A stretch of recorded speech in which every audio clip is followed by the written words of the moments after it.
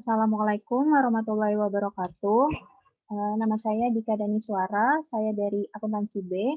Di sini saya akan mempresentasikan prosedur dan program audit dari PT Bank CIMB Niaga Tbk untuk memenuhi tugas akhir auditing 2 semester 6.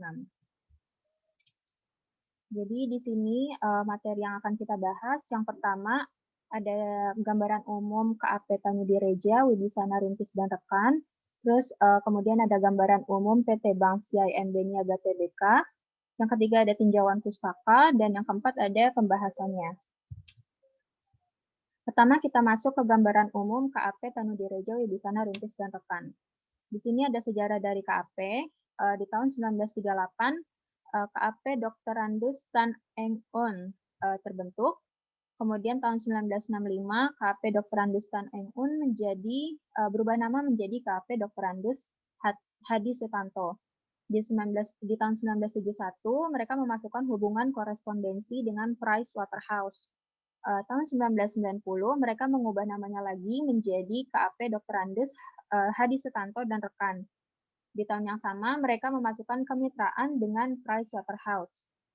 Tahun 1998 Price Waterhouse berubah namanya menjadi Price Waterhouse Coopers. Tahun 2004 mereka KAP mengubah namanya lagi dari KAP Dr. Randus Hadi Sutanto dan Rekan menjadi KAP Haryanto Sahari dan Rekan.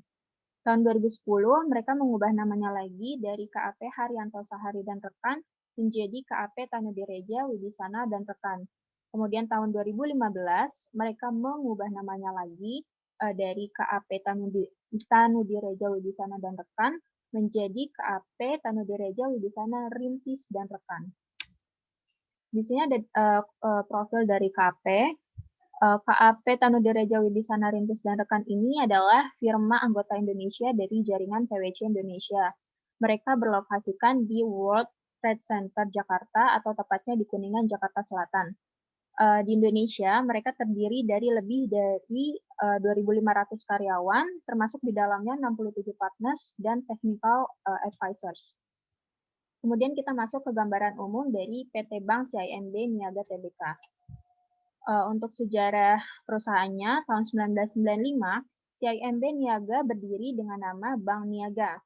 Tahun 1987, Bank Niaga adalah bank yang pertama menawarkan nasabahnya layanan perbankan melalui mesin ATM di Indonesia. Kemudian di tahun 1991, Bank Niaga menjadi yang pertama memberikan nasabahnya layanan perbankan online. Tahun 1989, Bank Niaga menjadi perusahaan terbuka di Bursa Efek Jakarta dan Bursa Efek Surabaya atau kini dikenal sebagai Bursa Efek Indonesia atau BEI. Di tahun 2002, CIMB Group Holdings Berhad atau CIMB Group Holdings mengakuisisi saham mayoritas Bank Niaga dari Badan Penyihatan Perbankan Nasional atau BPPN. Di tahun 2007, seluruh kepemilikan saham berpindah tangan ke CIMB Group sebagai bagian dari reorganisasi internal untuk mengkonsolidasi kegiatan seluruh anak perusahaan CIMB Group. Di sini ada struktur organisasi dari perusahaan. Untuk tingkat kepemilikan, PT Bank CIMB Niaga Tbk dimiliki oleh pemegang saham melalui RUPS.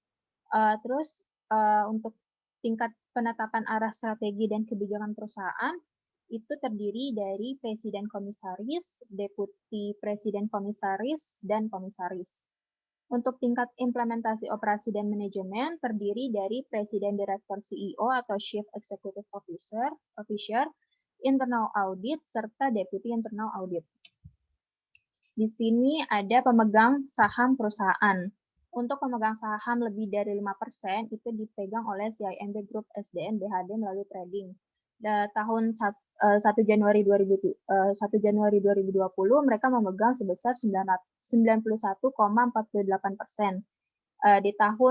Di tanggal 31 Desember 2020 mereka masih memegang 91,48% saham. Untuk pemegang saham kurang dari 5%, untuk individu lokal dan luar negeri, untuk lokalnya itu sebesar tanggal 1 Januari 2020, individu domestik itu memegang sebesar 1,72%, untuk luar negeri atau orang asing itu memegang sebesar 0,09%. Untuk institusi domestik mereka memegang sebesar 3,34%, dan untuk asing mereka memegang sebesar 3,57%. Ini untuk 1 Januari 2020. Untuk 31 Desember 2020, individu domestik itu memegang sebesar 2,25%, dan untuk asing sebesar 0,04%.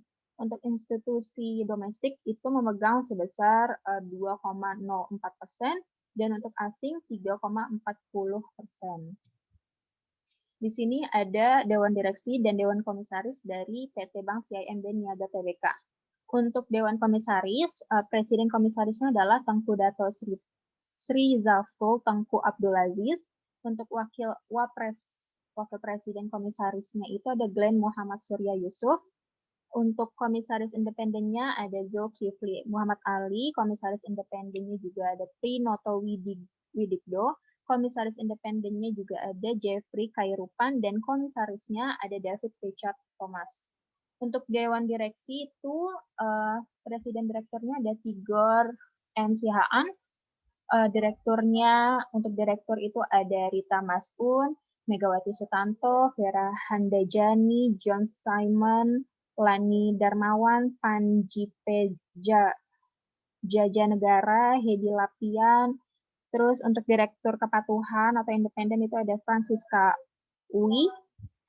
Direktur lainnya ada Raharja Alim Hamzah, dan direktur lainnya juga ada Lee Kai-Kong. Untuk yang dibintangi merah ini itu adalah efektif setelah mendapat persetujuan OJK dan atau terpenuhinya persyaratan yang ditetapkan dalam persetujuan OJK dimaksud. Sekarang kita masuk ke tinjauan pustaka. Definisi auditing, menurut Arens 2015, auditing adalah pengumpulan dan evaluasi bukti tentang informasi untuk menentukan dan melaporkan derajat kesesuaian antar informasi itu dan kriteria yang telah ditetapkan. Auditing harus dilakukan oleh orang yang kompeten dan independen. Untuk bukti audit itu ada bukti fisik, bukti konfirmasi, proses dokumentasi, observasi, inquiries, perhitungan, performance, dan tes analisis. Kemudian untuk prosedur audit itu ada pengujian pengendalian, pengujian substantif atas transaksi, proses analitis, serta pengujian substantif atas rincian saldo. Sekarang kita masuk ke pembahasan. Untuk prosedur audit siklus pembelian dan pengeluaran kas PT Bank CIMB Niaga Tbk, itu ada mereview jurnal akuisisi, buku besar umum, dan file induk utang usaha untuk melihat jumlah yang besar atau tidak biasa, memeriksa dokumen yang mendasar untuk melihat kelayakan dan otentitasnya, memeriksa file induk vendor menyangkut yang tidak biasa, memeriksa aset tetap yang diakuisisi, menelusuri dari file laporan penerimaan ke jurnal akuisisi, membandingkan transaksi yang tercatat dalam jurnal akuisisi dengan laporan penerimaan dan dokumentasi pendukung lainnya. Menguji ketepatan klerikal dengan memputing jurnal dan menelusuri posting ke buku besar umum serta file induk utang usaha, membandingkan klasifikasi dengan bagian akun dan merujuk ke faktur vendor, kemudian membandingkan tanggal laporan penerimaan dengan tanggal pada jurnal akuisisi. Terus ini untuk pengeluaran kasnya, mereview jurnal pengeluaran kas buku besar umum dan file induk utang usaha atas jumlah yang besar atau tidak biasa. Menelusuri cek yang dibatalkan atau catatan elektronik menyangkut pengeluaran ke ayat jurnal akuisisi terkait, dan memeriksa nama PI serta jumlahnya.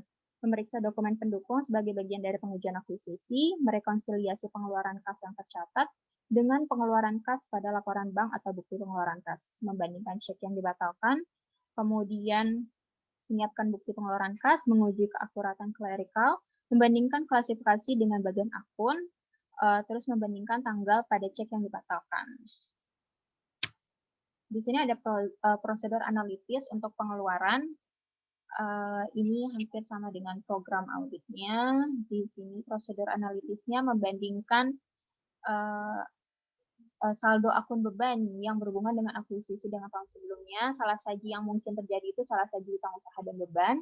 Mereview daftar utang usaha untuk melihat utang yang tidak biasa, non-vendor, dan utang berbunga. Salah saji yang mungkin terjadi itu klasifikasi salah saji untuk kewajiban non-dagang. Membandingkan utang usaha individual dengan tahun sebelumnya.